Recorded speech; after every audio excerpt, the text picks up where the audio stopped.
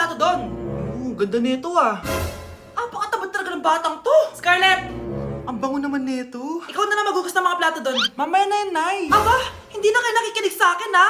Lagot kayo sa tatay nyo. Mahal, pagsabihan mo nga yung mga anak mo, ang tatamad, mana sa'yo. Ayan, nalagyan ko na lahat.